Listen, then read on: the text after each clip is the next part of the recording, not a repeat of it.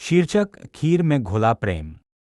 एक दिन बादशाह अकबर बिना किसी पूर्व सूचना के बीरबल के घर जा पहुंचे। साधारण सा घर, सादा सा वातावरण, पर अपनत्व से भरा हुआ बीरबल और उनकी पत्नी ने पूरे हृदय से बादशाह का स्वागत किया, मानो कोई अपने ही परिवार का सदस्य आया हो।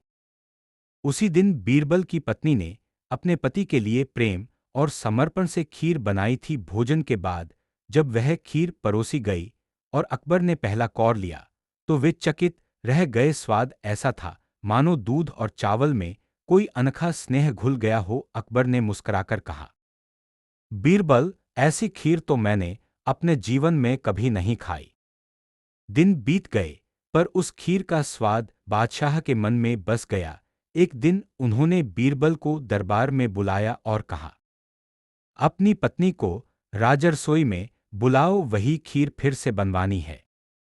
आज्ञा का पालन हुआ। राजरसोई में वही दूध, वही चावल, वही शक्कर, सब कुछ वैसा ही था। खीर बनी, परोसी गई, पर जैसे ही अकबर ने उसे चखा, उनके चेहरे पर निराशा उतर आई। स्वाद वही नहीं था, वह अपनापन कहीं खो गया था। अकबर ने बीरबल की पत्नी को बुलाकर कारण पूछा। बीरबल की पत्नी ने बड़े शांत और विनम्र स्वर में उत्तर दिया, हुजूर, सामग्री भी वही थी और विधि भी वही, अंतर केवल भाव का है। उस दिन मैंने खीर अपने पति के लिए प्रेम से बनाई थी और आज उसे सम्राट के आदेश से बनाया है। यह सुनकर अकबर कुछ क्षण मौन रहे। उनके हृदय में बात उतर गई। वे समझ गए कि स्वाद केवल हाथों से नहीं, भावनाओं से बनता है।